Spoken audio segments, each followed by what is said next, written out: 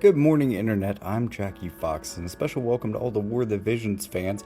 I have heard you guys loud and clear over the years basically tell me by just clicking like and watching through even longer videos that you guys really love tier lists. So, here is a tier list for the Pauper format. Now, if you're wondering what the Pauper format is, I'm really excited that this is like officially a thing now. The only sad thing is that it's going to end this week, right? But Grand Arena right now is allowing play with no real bonuses. It's kind of a long-range oriented map, which is definitely benefiting ranged teams. I don't think that the gunners particularly of this unit pool are very good, but I see a number of people running that, and I guess it has certain advantages on this map. But what I want to do is a tier list, or at least of like the top 20, in my opinion, units that are eligible for this. Now, there are 61 units in game that you could be playing in this format, and it is, honestly, it's really cool. When you remove the top end of power from this game, when you remove all the new power creep units over the last couple of years, and all the big stars of all the collaborations, and you just have the supporting cast, some really interesting things become possible. And also, if you haven't played with these characters, and you really haven't had a reason to in a while, then you'll be happily surprised with some of their updates. Like MA2s, MA3s have really brought, in certain cases, these characters really interesting stuff. Now, I don't really cover this or watch it myself, because it's usually not enough to make them relevant. But in this format, without UR units, there's some really cool stuff here. And I got to give it to Gumi for, like, this is maybe the most exciting format that we've had in a while, because it so fundamentally reshapes the meta and makes a bunch of characters that I've wanted to be good. I've wanted to be able to compete in a top tier competition with them. And, you know, it really allows you to appreciate these updates. So, as I go through these top 20 units in my tier list, I'm going to talk about their updates as well. And the most important update and most important character, I would say, this is the S tier character. And I have a very good reason for him being just a bit above everyone else. It's Prince Mont. So, my reasoning behind this, putting him alone in S tier, is just basically that he's the only commander.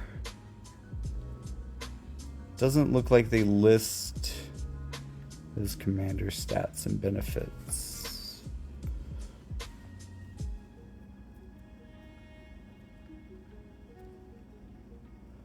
But he is a universal character, so he fits into all compositions. Not only is this character a must-have in this format because he's the only commander, I don't care who you're running, they're going to get like more HP just for running him. There is no condition on that. And additionally, Earth units get bonuses, so Earth teams work even better with this guy. But also, there's a bunch of job-based benefits, one of which is AP cost rate down. That's mainly the most important. You get a little bit of AP too. So it makes sure that a lot of physical units are getting, and a lot of older units that don't have as much AP can be a lot more bells dependent if they're within those job types. I want to say that the job types are I know Warrior and Axe, and I think Ninja Blade and Dagger. That might be it. But for those characters, they're really going to get a boost out of this. So those team compositions that can run him on a job-based team are going to be really good. The only real question about this character is whether he's actually strong enough that you run him on your team. He's, as far as these characters go, a okay damage dealer. He does have slash attack resistance penetration, which is not the most relevant, but he can increase his own defense penetration while lowering other characters' defense penetration with a really basic attack that he can just spam forever. And at range, Killer Drain Blade increases more defense penetration for him, and even restores his AP now and decreases their AP while stealing their HP from them. This guy, like a lot of the tanks, is just really good at taking damage, but he's also very good at dishing it out in... I mean, again, he kind of has to build into his defense penetration, but he's got the slash penetration. He can get up to decent penetrations, even for like a modern unit. And in this format, without URs, he can not only handle most people pretty well, although maybe not as well as some other characters we'll talk about later, but he can also do relatively decent damage that can kind of scale up a bit during the fight.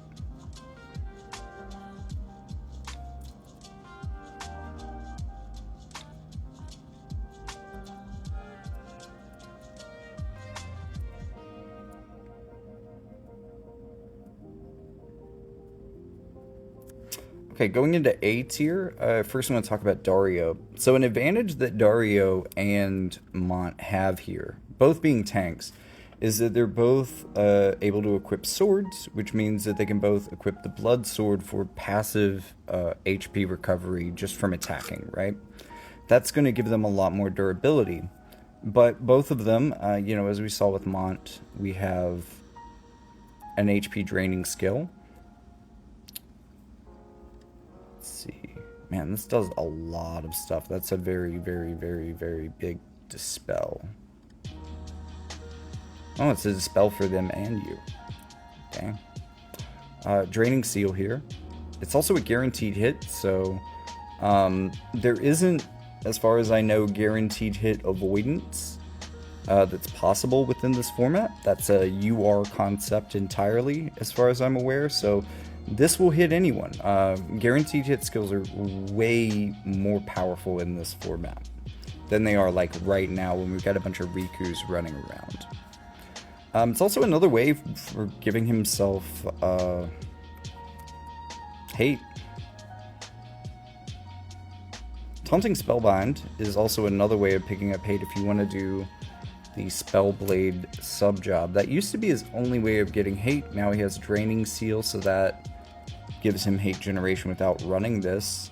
And if you want to run Paladin, he's not necessarily a physical attacker, but there's another way of generating hate here. So he's really consistent at generating hate, really good at healing himself, and doing a bunch of other things. He does okay damage. He doesn't really have penetrations, but he kind of hits fairly hard. A lot harder than you would expect. And he's just really good into... Ooh, this is nice. This is a nice bonus. Initial hate as well. AoE resistance, defense, spirit, even more spirit. 30 base spirit from dream and master abilities. Like, yeah, he's a good tank. And he also leans even more generalist than Mont, because Mont can kind of get beat down by magic, and I guess Dario gets beat down a little bit by physical, but not nearly as bad as Mont's weakness to magic is. If this guy had a commander ability, he would probably be in the S tier along with Mont. I mean, he would definitely be. Next unit, though, Galzak. It's not that there aren't healers in this format, but this is by far the most modern one. He not only heals, he does other stuff while he heals. So he can walk and chew bubble gum, which basically, I mean, he would probably be the weakest of them by far, but you could use this guy, and I have used this guy in limited cost stuff as a third unit on like an Earth team or something, and he's just remarkably good, as long as he stays back, and he's good at that. He has the range and area of effect that he can really keep your team alive in a way that kind of feels like, well, I guess if Shalza is budget Luciel, then this is like a budget Shalza.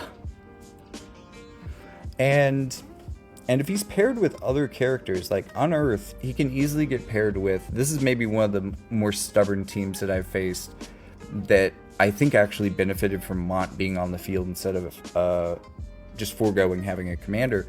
But Galzak, Baleo, and Mont. Mont's your damage dealer. Baleo is the distraction and primary tank. And then this guy just keeps them healed forever. And unless you have really, really serious damage, most teams are going to struggle to take that down because you have two very durable characters in this format and you have a really resilient healer.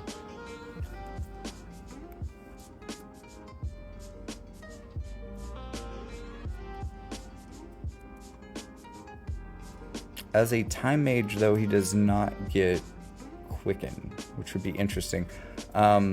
Just wanted to check on that. But yeah, even some activation time, speed cast, so he could knock that down quite a bit. Yeah, just a great character.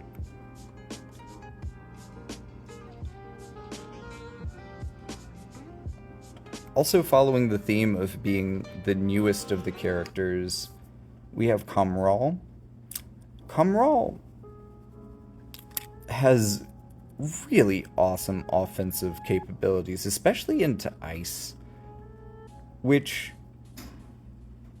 isn't not an important niche in this. It does make him, because he leans so heavily into it, I feel like he would have more things if it weren't for that. But strike attack resistance penetration is fairly uncommon, but he's got 30 of it. Reaction block rate. But this guy hits very hard. Defense penetration, AoE resistance, all in the same. That's quite good. Agility and movement, also very quite good. The thing that I think is kind of the best for him, woof. Oh, part of this isn't translated? Woof. So I ignore fatal damage, ignore follow-up. I'm sorry. Dispel courage, dispel follow-up casts, and it gives this to your whole party, potentially. Your whole party will be able to deal automatically with courage and follow-up hits.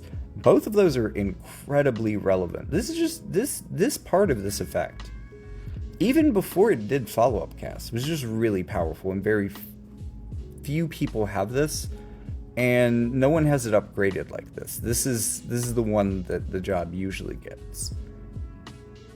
And there aren't many characters that have this, and it is powerful on them. Unfortunately, it's on weaker characters. And Kamral kind of isn't an exception to that, even with this upgrade. But again, you remove all the UR characters, and an ability like this really, really shines. It can become very dominating. He can make his entire team quite dominating. And then he has the kind of damage to follow that up and really, really threaten them.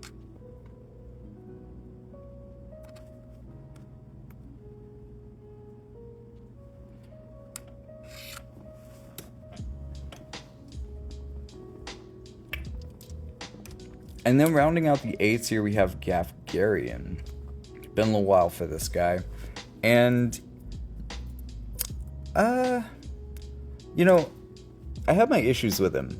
On paper, if he performed the way I see him in my head, he would be an S tier character. Even without a commander ability, he would just be very strong. But he doesn't. He's more fragile than he probably should be. And I think a big part of it is this, because he's going to walk into a fight with a lot of defense and spirit, and you can easily build him upwards of like 60 or 70. You can build this guy to very, very tank levels of defense and spirit. You can also like double down with Maximilian, which is going to decrease damage at a high level. Blood Sword to give him passive regeneration. You can also have someone buff him for HP drain. So there's a lot of ways that this guy is like a tank without hate, but he also falls off way more quickly than you would think with those threshold problems. He has AoE resistance penetration, which is incredibly rare. It's a very modern thing. Like, characters have only been getting this for a little while, and they gave it to him, and it's quite powerful. And it really stands out in this format. It makes him one of the premium damage dealers, I would say. Deception giving him attack, slash attack resistance penetration, and human killer, all in very high amounts. Just really ramps his damage into the sky. And then, also, single target resistance shred. And increased slash attack penetration. That's kind of ridiculous itself. Like, if this guy wasn't scaled to MR, he would be an absolute menace, because most of his skills absorb HP, and then he can spend that HP. And keep in mind, if he's at 100% and he consumes 25% of his HP, he's at 75%. He's still triggering his thresholds. He still has tank levels of resistance. Boom. So he's always been able to kind of play this risky game with his HP, where he can lose it and then he can gain it back and then he can lose it again for more power. The thing is, he's been upgraded to the point where he doesn't even do that anymore.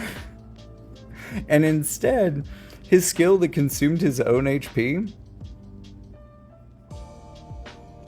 which, wait, lost guaranteed hit? It appears that it has lost guaranteed hit and power.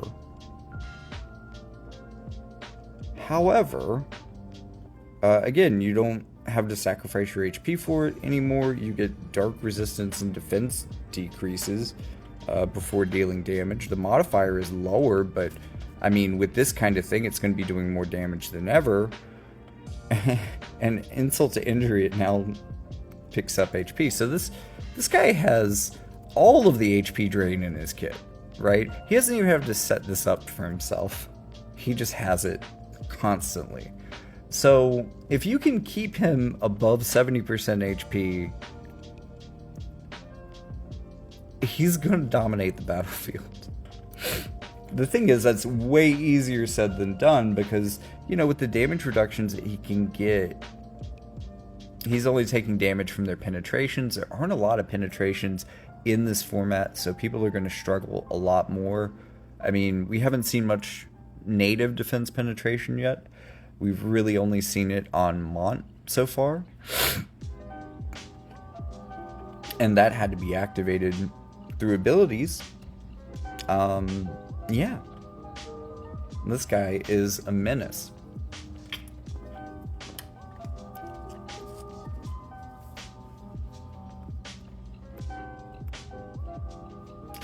Moving on to B tier. And yeah, this does kind of... I'm going to stop at C, which kind of implies that the last 41 units are below that. But I think there might be some B and C tier that I don't mention. Just because I haven't had much cause to play with these units. So I only know kind of these that I've played against often. So, really interesting... Maybe it was added...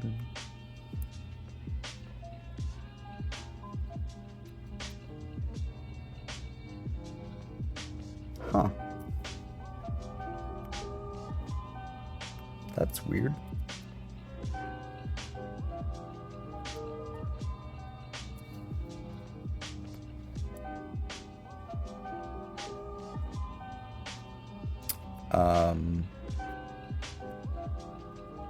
There's something missing here. That's weird. Okay, so Oh, no, there it is. Found it. False alarm. So, Sorrel. Sorrel does a lot of damage. Sorrel can very easily be built for very high accuracy. It's surprising, like Shuriken levels of accuracy, really. She is a little bit of a glass cannon. She's lucky, though not particularly evasive.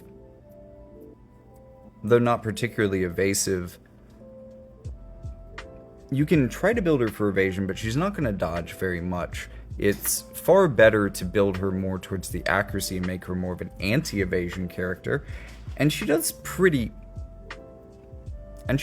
well at that. But one of the biggest helps for her is that she has a one-time Mirage Barrier.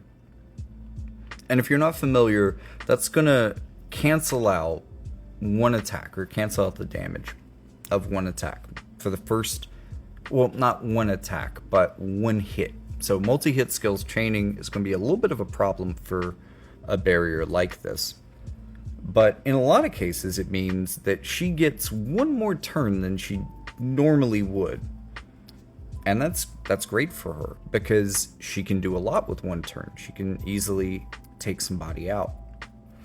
She is going to be one of the few characters that gets defense penetration, but she's also going to get slash attack resistance penetration and reaction block rate, in addition to an accuracy boost. So this is part of why she's such a damn accurate character. And again, all four of these abilities are just coming off of one upgrade. Natural Tempering is fantastic for her. You can then get another 25 accuracy, just 50 passive accuracy from her support skills. I mean, you can see how she gets so incredibly accurate.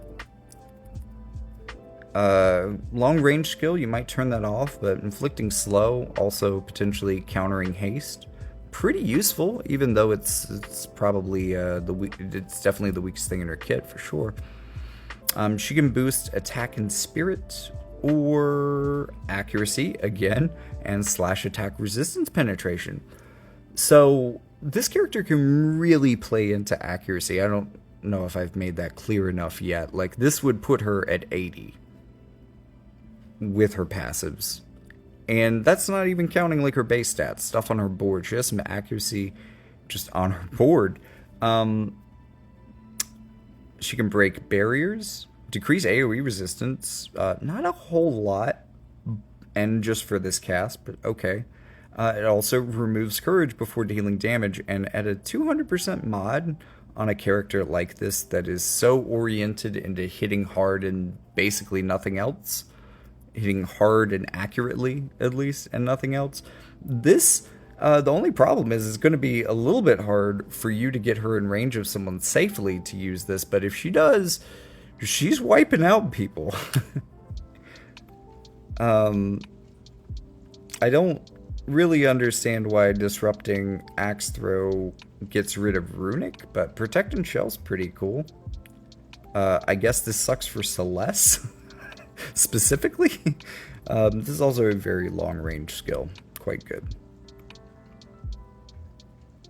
And frankly, Tiger Maw just... I mean, I usually wouldn't run this on UR characters, but it hits pretty hard, and it's good to give her another AoE option with a bit of range. She doesn't really have that.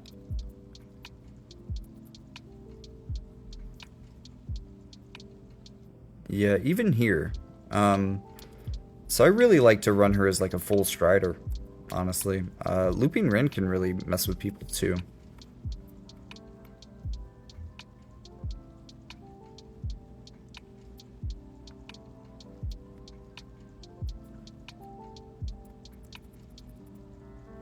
Next up is another update. This is Yushalta.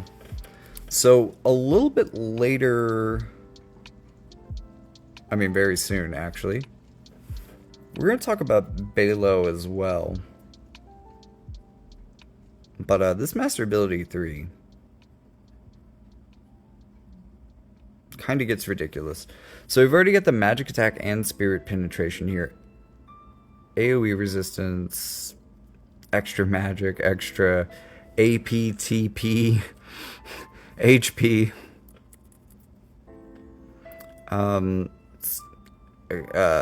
Skill activation time down. Some ice resistance, which makes it really interesting with Comraw and like a purely anti-ice team. You're going to have a lot of base ice resistance coming into that.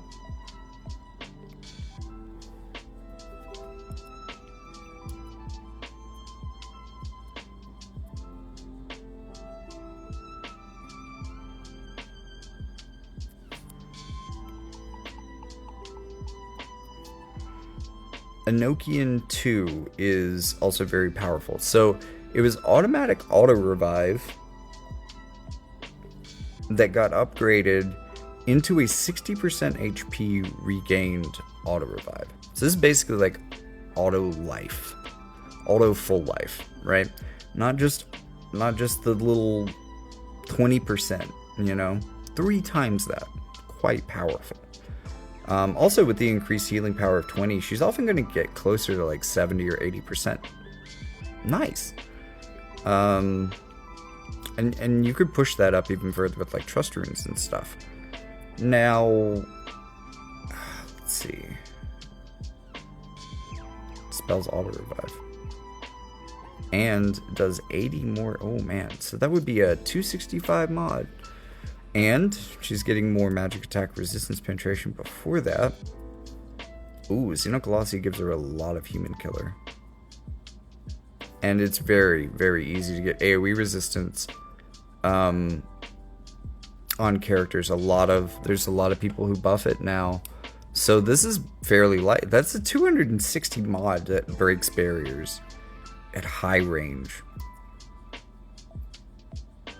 Really ridiculous. Also, Swiftcast now has AoE resistance penetration on it, which, I mean, it was kind of, this is a fair amount of, I mean, this is going to be good for her, but the fact that it only does that isn't great. But this is pretty good. It's not the best buff ever, but like, when you put these things together, you've got tons of penetrations, and honestly some of the biggest modifiers that grow into the even biggerest modifiers that I've seen in this game, generally speaking. It's kind of nuts what they did for her. So, you know, you're going to see this character hit you very hard. Like, even your tank. She's very much like a magical Sorrel in that way, except Sorrel takes one hit and nullifies it. This girl comes back at like full life, which ultimately works out because Yasholta is still very squishy. She is a very offensively oriented unit. I'd say she takes damage even worse than Sorrel, honestly. So even if she's coming back with 80% HP, she can still get one-tapped very easily at 80% HP. I mean, on a character that can take damage, an auto-revive like that is quite good. For her, though, it just gives her another turn to take something out, which isn't bad. Again, this was a selling point for Sorrel, and this is at least that good, I would say. But the next character I'm going to talk about, actually our first SR unit. We've only talked about MR units so far, and there are some SR units that are worth running, but Balo is probably the most worth running. Still no Master Ability 3 for this guy, which would really probably bring him up a lot. I mean, I can hardly imagine what they give this guy for a MA3. But as an April Fool's joke, they gave this guy the strongest re-raise in the game. 100% HP, comes back at full life. So even better, but HP, Defense Spirit, / attack resistance penetration, okay. A little bit of hate. And then after he's re-raised, max HP significantly up, so he has even way more HP after being re-raised. Attack, agility, accuracy significantly up, and AP recovery. He comes back. He's way more dangerous for at least like one turn, unfortunately, after he comes back. But He's also, while he is an SR tank, he is also a tank. He's also very lucky, which means that after being re-raised, he's also very accurate. And before being re-raised, you also have a little bit of an opportunity to build him for evasion. I wouldn't say he's necessarily the best evasion character, but he's probably more evasive than anyone I've mentioned so far, maybe including Sorrel. And for both of them, it is maybe a little bit more into their luck than anything else, but Balo is very lucky. In addition to that,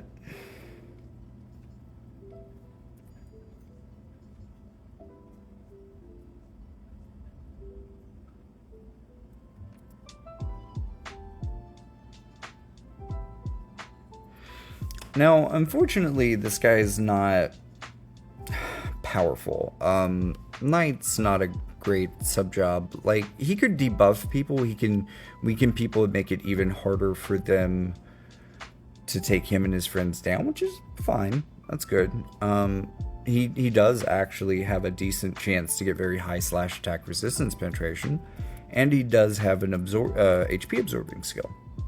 He's just not much of a damage dealer in any real way.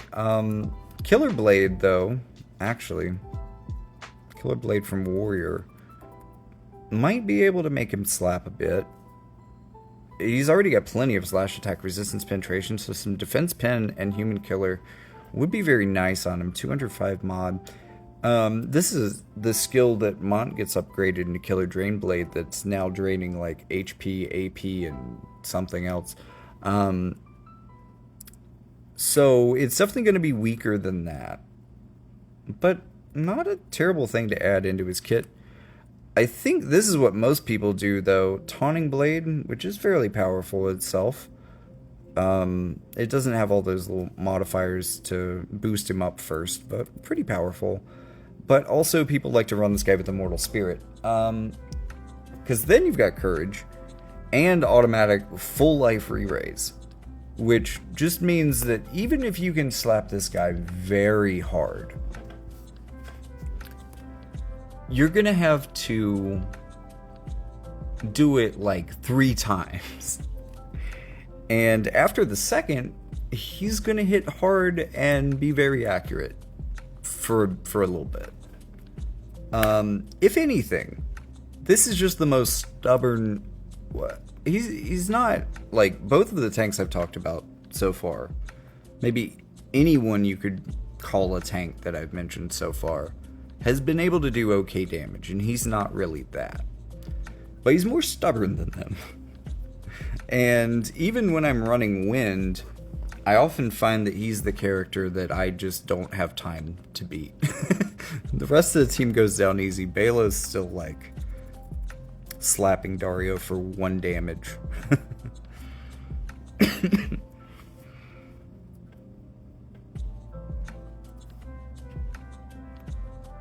Next up is Dia. So Dia's got some heavy fire killer. Not quite as heavy as Kamral, but it's there. Spirit penetration. And reduced magical damage. Some HP. It's okay. She would also probably really like an MA3. Keen Magicraft is okay.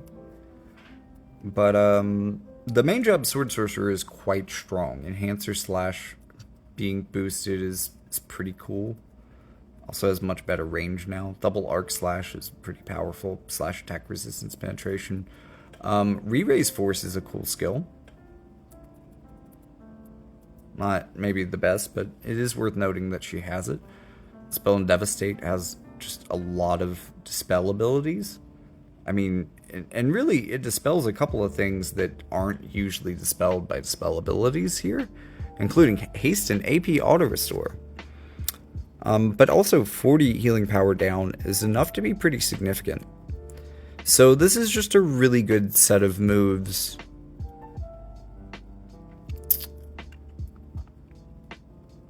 And a really good sub job one of the more powerful offensive subjobs that is available within the entire format. Operative also pretty interesting. She is a magic-based character, though, so you'd really maybe only be running this to make her more evasive, potentially. Probably not worth it, honestly. Especially when you've got Rune Knight. Drain Evocation may not look like the strongest thing in the world, but it really boosts up your next turn. 100% increase for magic for your next turn. So this is kind of like store, plus damage, plus a lot of range, plus HP absorb. It's pretty cool. Waterga Saber also makes her even better into fire. So maybe more of a fire counter, but definitely a magical DPS that can... I mean, she can deal with some things. I'm not entirely sure that she's the most durable character, but she is, at the very least, most of the things that Sorel has with a more updated job. Maybe a little less in the way of penetration, but a magically oriented character, which gets around a fair amount of stuff here. I think the magically based characters have a chance of really surprising us, because there isn't as much great anti-magic within this unit pool, except for like Dario. Dario's still pretty good in the magic. Next up, Shadow Lynx, and I also want to throw in Renelle, just right at the same time. These two are often on teams together because they're probably the two most evasive characters in the format. And you can kind of see that 35 evasion, defense penetration, AoE resistance of 40 until she's hit, critical damage of 40, she's very good at getting crits, a lot of attack. So this is the more maybe raw offense of the two, although also increased chance to stop and blind is really helpful for her. Both of these characters are going to have blinding skills, and both of them are probably going to need them to push their evasion high enough to be able to deal with characters like Sorel, or maybe Balo after being re-raised. So Dark Haze, Shadow Tether, both of those are very powerful. So she's more of the damage side of this. Renelle comes in with a little bit more of the technical side of things.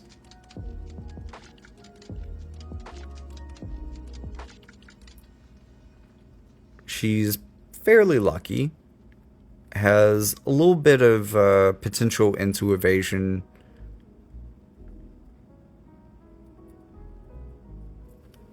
Maybe not the most evasive character, but she's pretty good in this format. Ability to raise her own evasion rate a bit, and an ally, so she can really support another character here with this. Also slash evasion of 25, which is interesting. Just I think that's like a bonus chance of avoiding slash damage by 25%, which, hey, that's not bad, and there's a lot of slash damage, so this can make her a lot more effective of an evasion character than you would maybe imagine, at least in certain situations, although, you know, it often happens that slash is the damage type. But also, she can now remove courage. Pretty cool. I do really like the rest of her kit. Shadow Dance is quite good for this type of a character, as the agility boost is going to be very good at keeping her from taking damage, because it's going to help boost her evasion quite a bit. And since it's removed after one hit is received, as long as she can avoid people, she stays very fast and very evasive. So it's kind of one of those things where there's a threshold, right? To where if she isn't evasive enough, then they have a better chance of hitting her and removing that and then making her less evasive. But if she crosses that threshold, then this just seals the deal. It makes her tons faster, and no one can touch her. You know, you've won. Defense penetration of 80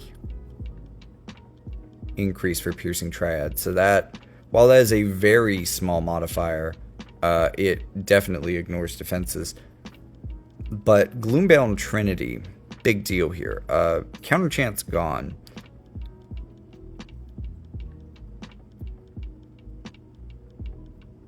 What?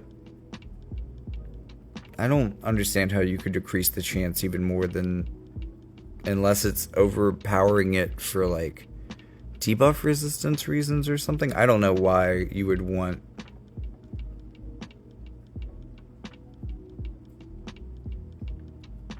No, it's probably related to this. Okay, decrease slash resistance by up to 65%. That's all right. 205 mod is good. Chance to inflict poison, which could also go up pretty high as well. That hits pretty hard. But this is actually the skill that I think is most important for. So again, Lynx is going to have really good chances of blinding people. But so is this. Barrier Breaker, okay mod. 25% blind chance. And decrease agility. To spell auto restore and haste. That is quite good. And this is going to do a lot of the supportive stuff that Shadow Lynx is going to want. Now, I've seen Renelle and Shadow Lynx run together with like Gafgarian for a dark team. It's quite powerful. And, you know, if you build that up right, it gets to a point where people can't hit it. I mean, that's kind of the point, you know? And this is probably the team that has some of the best chances of that. There are other evasive characters that maybe not mentioning. I can think of maybe two, like, that I'm not going to bring up in this. I think it's Marial and what's the samurai chick's name?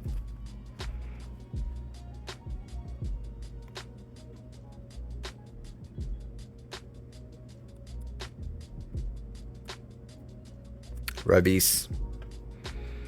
Ravis is a blinder too.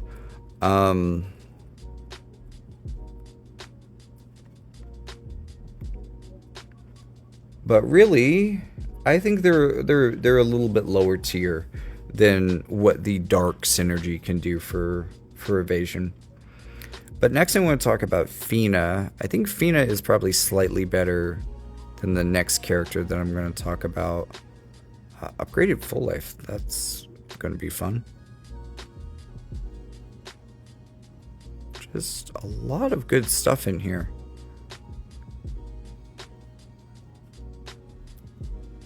Okay, so she has had her MA3. Not many of these have, so that's quite good.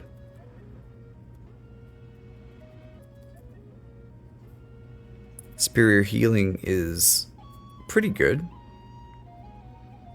It does still have a cast time, unfortunately, but it removes most all statuses, including, importantly, Curse for a little while.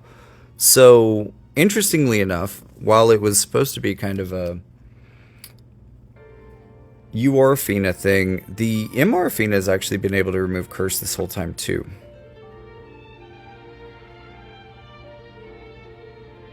It just increased the range of her full life. I mean, that helps keep her safe. I'm not mad at that, because full life is quite a good skill. 50%, as long as they have decent faith, 50% is enough to basically guarantee that it's going to happen. Unfortunately, not a lot of other good things I can say about her. She is a very powerful ranged healer, and I guess she does have this skill, which can help evasion teams. Yeah. No, she's just your ranged healer. And, you know, I wish that was better, but I guess it does make her one of the better healers in the format, because it makes her a bit safer. And while there are other healers that I'm going to mention later, next one I'm going to mention our next SR unit. We've only had 2 of these so far. Phoebe. Now, she hasn't got her MA3 yet, but she has some AoE resistance, extra move, extra agility. Okay. Not mad at any of that. Extra agility on her speed cast is pretty cool. Her quicken has been upgraded to restore her own CT upon quickening. It also has quite the range. And my girl gets 5 casts of it. That's ridiculous.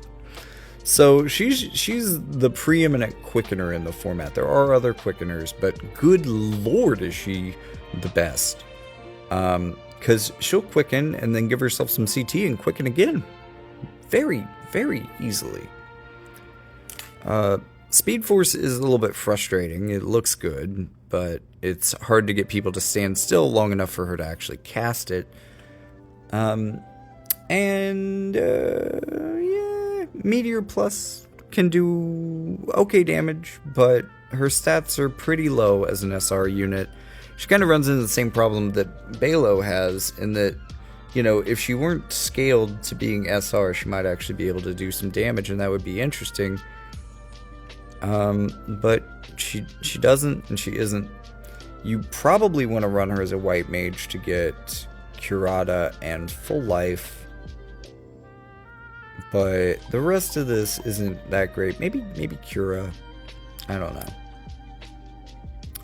So she ends up being a pretty good healer. I would say that she doesn't have, like, she's more of a spot healer, single target healer, whereas Fina can AoE heal very effectively. But she's maybe more mainly a quickener, and it's really important, I would say, for you to have this heavy of a quickener also have full life. And the reason is that as you quicken characters, you often hyperextend them and basically get them murdered. So now she just runs up behind them after sending them off to their death and says, nope, not yet. You're coming back, and I'm going to quicken you again, actually. And that's why Phoebe rounds out the B tier. Now, we aren't really going to talk about anyone in the R tier. You know what? Nah, I've got one. But we are going to skip down to N. Now, this guy hasn't been updated in a while. This is the least updated of these characters. But I include him for a couple of reasons, right? This is a mess. This is a fucking mess. He is a mess of a character. However, he has an AoE. This you'll notice a Celerattle. Yeah, a Celerattle is a better version of Speed Force in that it is both instantaneous and has a diamond area of effect. Very good skill. As a support thing. Yeah, Body Slam still sucks, even with the upgrade. Scorch, still terrible, even with the upgrade. But Hustle Dance, surprisingly, makes him one of the best characters in the format, because this isn't based on his stats. It's 70% of their max HP, which is, as you'll notice, a very critical threshold. If someone has, let's say, Gafgarian, interestingly enough, let's say Gafgarian is somehow at courage level. He has 1 HP. Instantaneously, Slime could heal him back up to the point where he gets his extra 25 defense and spirit and maybe Maximilian benefits as well. So this is a really important threshold, and it makes him just a really good healer. I mean, neither Fina nor Phoebe, even though I would consider them B tier to this guy's C tier, could heal instantaneously. He can. Or it can. They can. I'm not really sure on this character's gender. But also, the other interesting thing about this character is that he has all the jobs. So, job-based vision cards are all going to apply to him.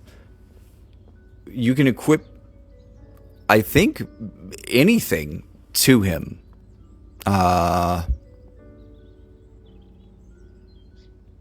Except for heavy armor, I guess, which makes enough sense.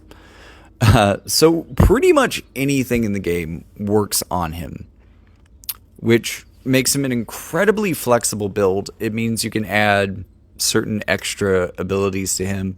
You can take advantage of a variety of different legendary reliquaries, weapons to customize them in various ways. Maybe one of the more interesting might be like Yoichi's bow.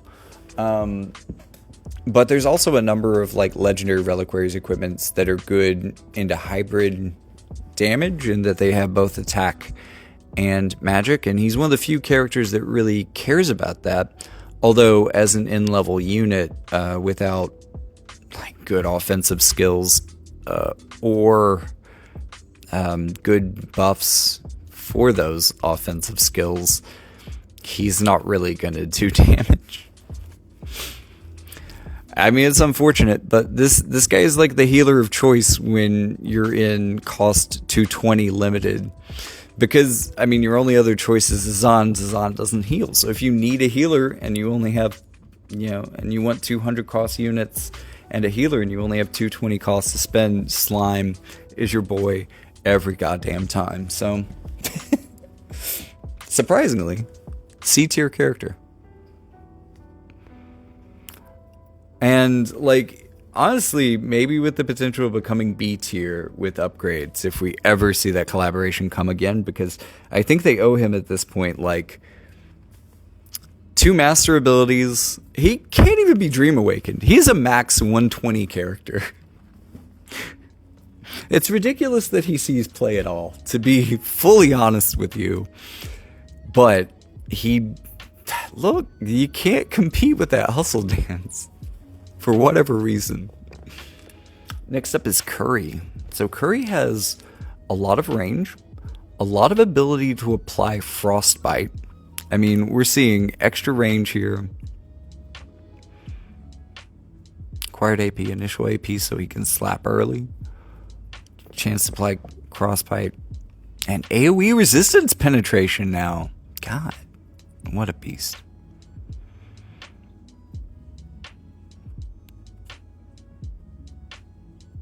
And really, all of that leads to maybe one thing. I mean, you probably buffing with this, which is good.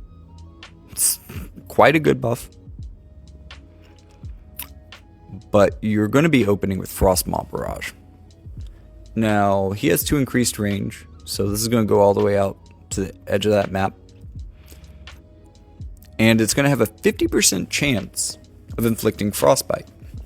There are characters in the game that have 50% Frostbite resistance, but there aren't many of them. And for other characters, it's going to be difficult to build them to 50%. This also means that he Frostbites mages very effectively.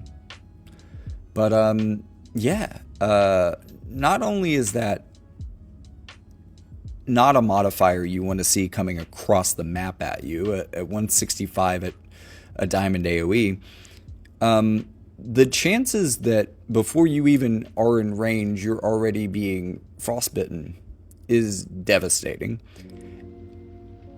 Yeah, I mean, it's really these 2 skills and his increased frostbite chance. This just puts people in a bad place, man. It feels like you're starting out in some nightmare content.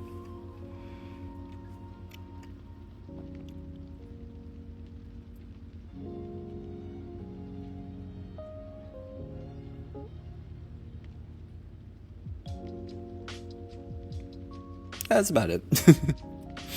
Not a lot to say about Curry. What he does well. Characters there are more to say about. Also a pretty good partner for him. McLeod here. So McLeod, as you'll see, is one of the newer of these characters.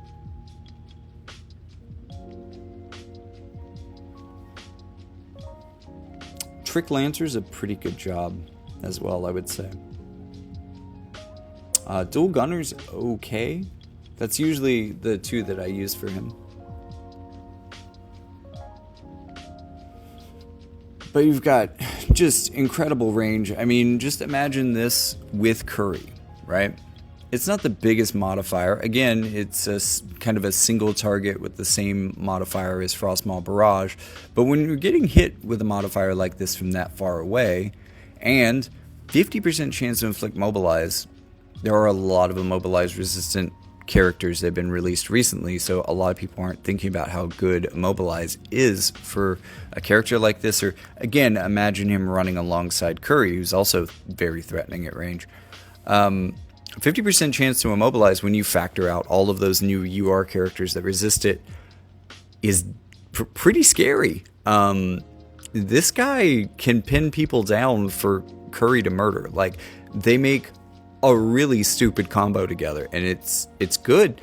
And in addition, he's decreasing their healing power by 60 when performing a critical hit, which he probably is because he's more critically inclined. Trick Lancers tend to be very heavy on crits, and he's no exception to that. He can also remove counter chance, dispel haste, and get himself pierce attack resistance penetration if he needs it, so he can get a little bit penetrative. Maybe not the highest damage character necessarily, although agility and defense penetration ain't bad.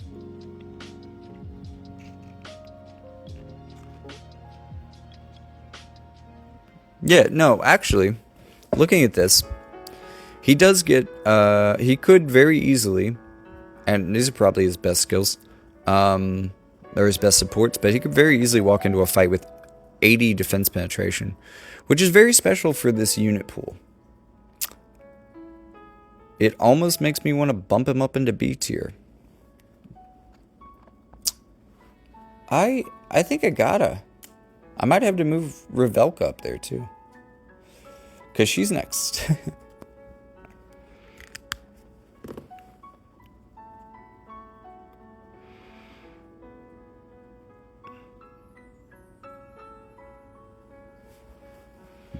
Also one of the newer characters in our MR pool.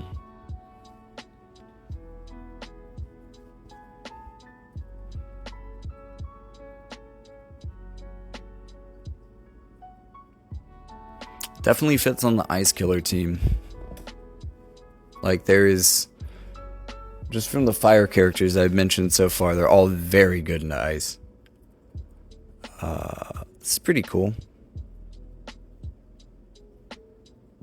It does mean that she's going to be way better early game than late game, but 5 turns gives you some time, especially if you have a significant advantage. So that might kind of force her a little bit more into the niche of anti-ice, even more so than I mentioned for Kamral or Yashulta, because she's going to fall off in 5 turns. So you want to be able to do as much damage as possible. You want to end the fight as quickly as possible so that she doesn't fall off before the end.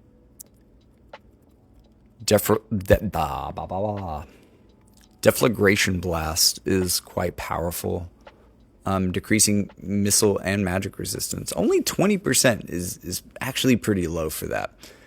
Decreasing attack. 100% hit chance, too, is pretty important. Again, we haven't seen many guaranteed hit skills so far. I think Phoebe had Holy, maybe. Somebody had Holy. Maybe it was Fina. I don't know. We haven't seen much guaranteed hit, and there's not a ton of evasion, but if you are going up against Shadow Lynx, if you are going up against Renell, then this is the kind of skill you want to have. I mean, this is a good answer to that. Also, Dispelling Double Shot's pretty good too. Decent range, good modifier, lots of dispel.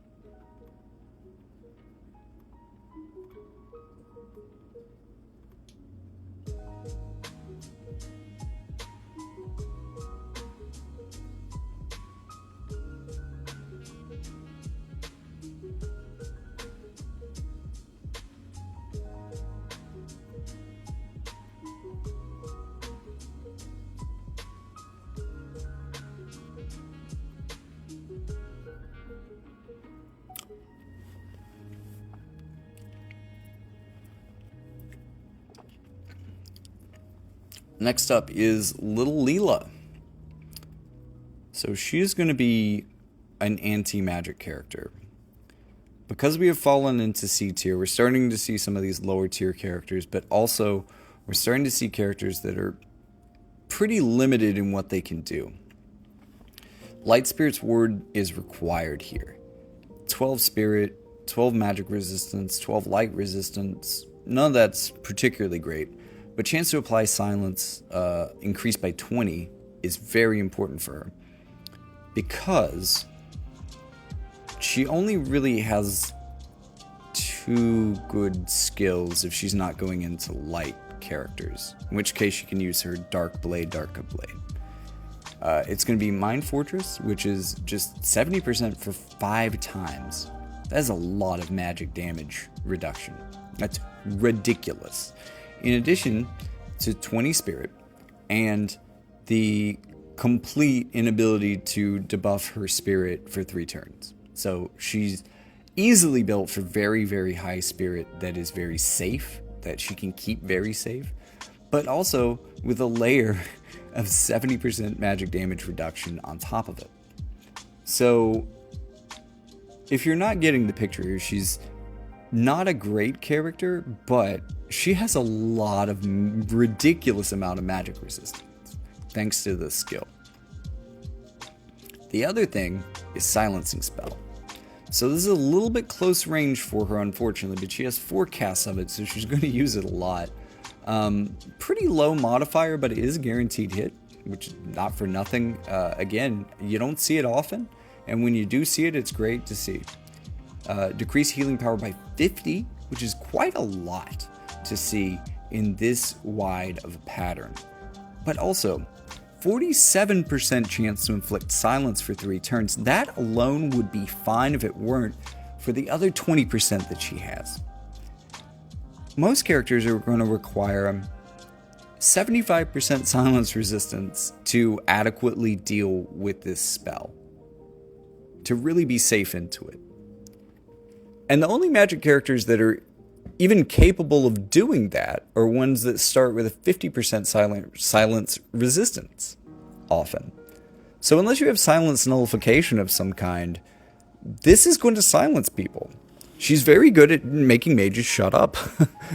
And she's very good at sticking around long enough to be able to do it, and maybe do it a couple of times.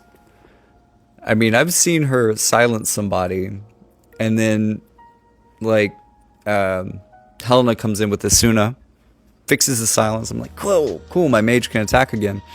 And then she just silences him again. I never get to attack. She locks him out of the game. And again, you know, it's niche. It's just these 2 skills really is the only things that she really has going for her. Holy, not bad. She can raise people, I guess. Curata.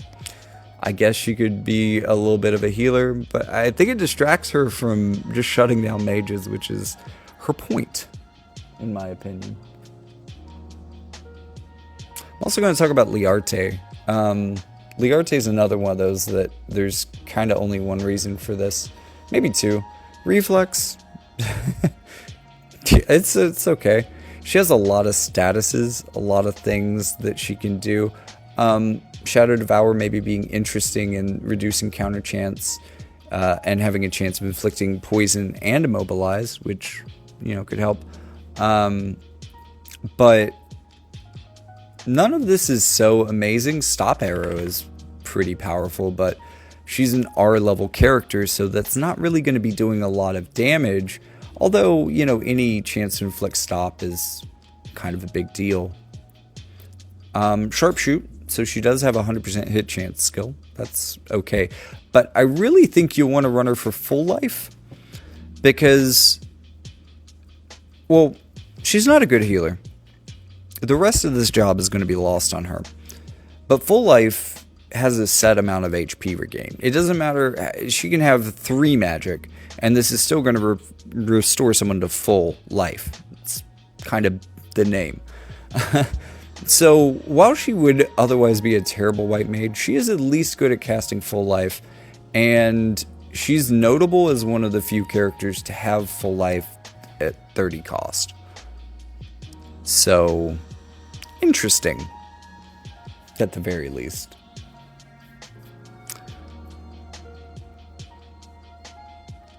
And then there's a lot of other characters I could mention. You know what? I'll throw Zazan up here. Zazan can be in C tier. These are other in characters, so if you don't want to run Slime, and there's plenty of reasons not to want to run Slime, you could run this guy instead. He is very slow, but he gets across the map very fast. It's strange. He has to wait a long time for his turn, and then he'll just run halfway across the map. And this is interesting for him because as an in-level unit, he's not good at taking damage, although he has a pretty ridiculous HP pool, to be completely honest.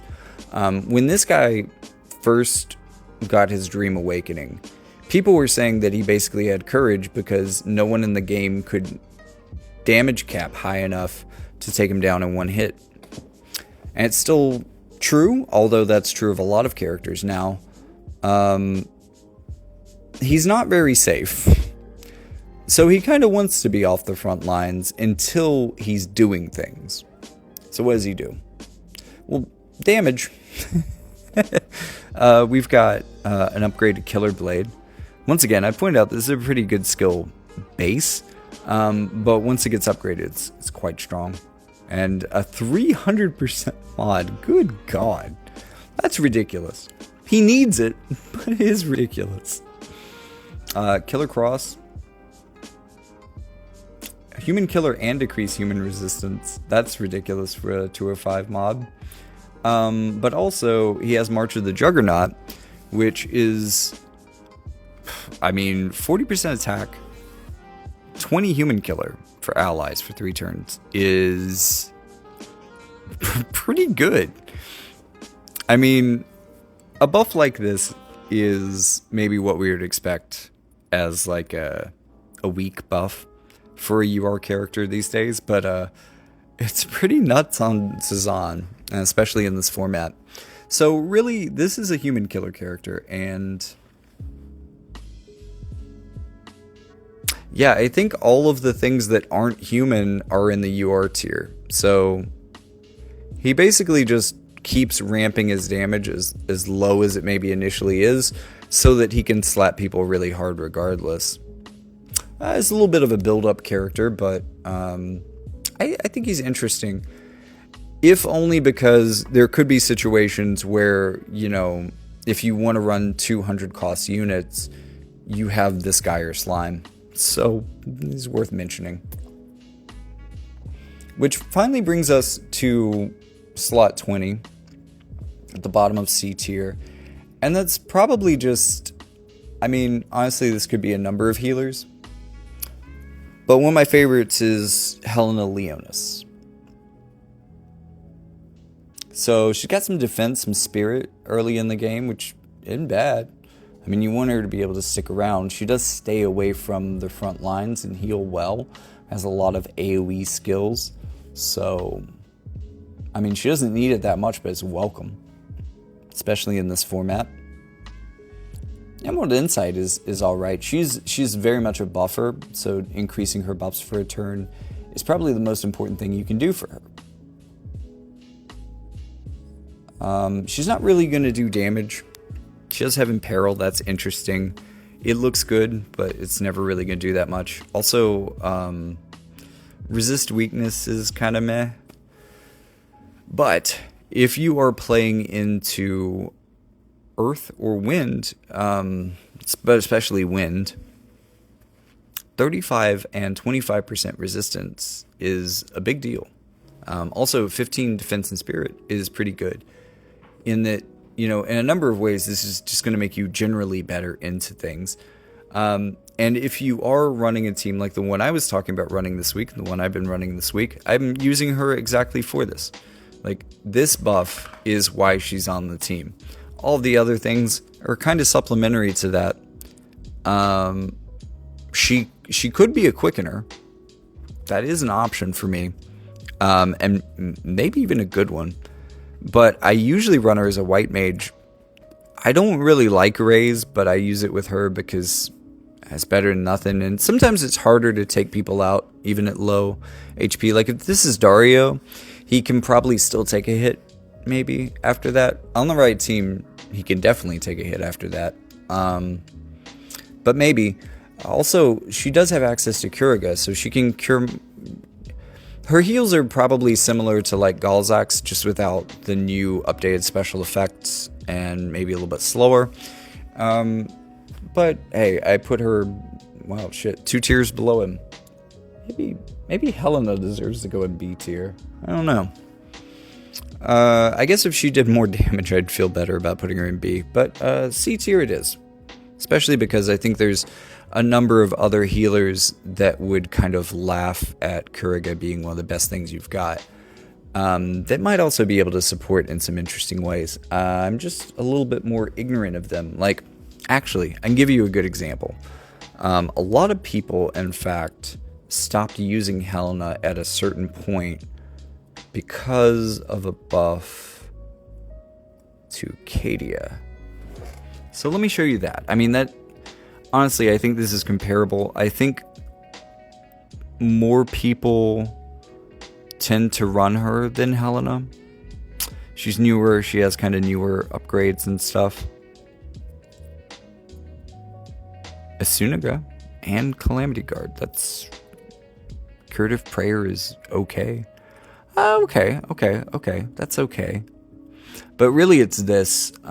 So this is another... Actually, 35 Earth Resistance. I didn't know that she gave more Earth Resistance than Helena. Interesting. 35 Dark Resistance, which can be really important into certain things. Actually, I might at least have to run a version of my win team with Cadia, because I can see this being good into certain things. But it also gives Protect for everyone, and Defense to buff resistance of 100%. Pretty good. She also has White Mage, but does not have Curaga. And that's one of the reasons I like Helena better, honestly.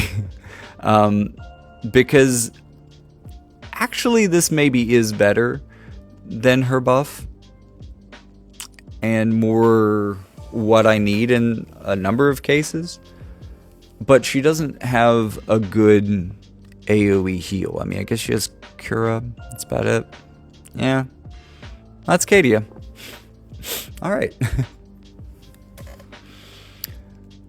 Welp, that's my tier list for the MR and lower characters for the Pauper format. Definitely some characters in here that could use some more recent updates. The ones that did have it are looking pretty good. I mean, especially like the recent collaboration characters, like Yusholta and Gefgarian kind of popped up into being easily the best characters from really good upgrades. So we could see some Master Ability 3s with some of these guys that could push them even further up in these ranks. And I really hope that there are more events like this that emphasize these characters and exclusively them.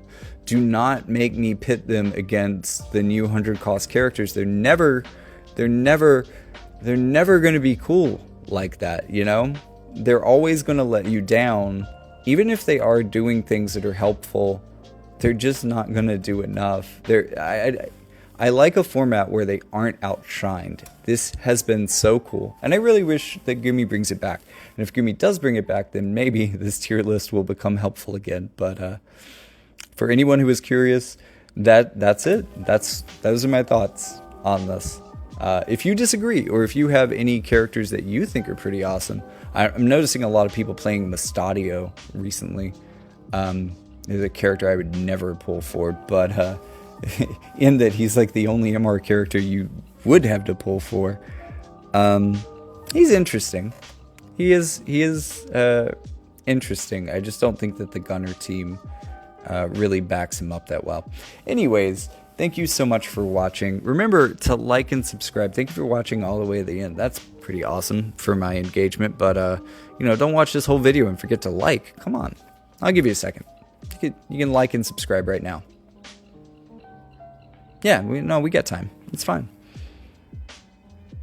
While you're at it, if you want to support the channel, you can go to Patreon or Ko-fi. Jackie Fox, no underscore, is the name on both of those. If you want to make either, just send me a cup of coffee or a recurring donation. Either of those things would be helpful. I know I haven't made a ton of content lately, but it's because my life has been busy and there aren't a lot of people who are actually paying for this. Maybe if more people did, I would take this a little bit more seriously as a job. I mean, I hate to put it that way, but you got to prioritize your time, you know what I mean? So if I can't monetize this at all, it's really hard for me to put any time into it. So if you want to help me do that, I appreciate it. Anyways, let me end this video so I can do other things and have time to edit it and stuff. Anyways, I'll see you in the next one.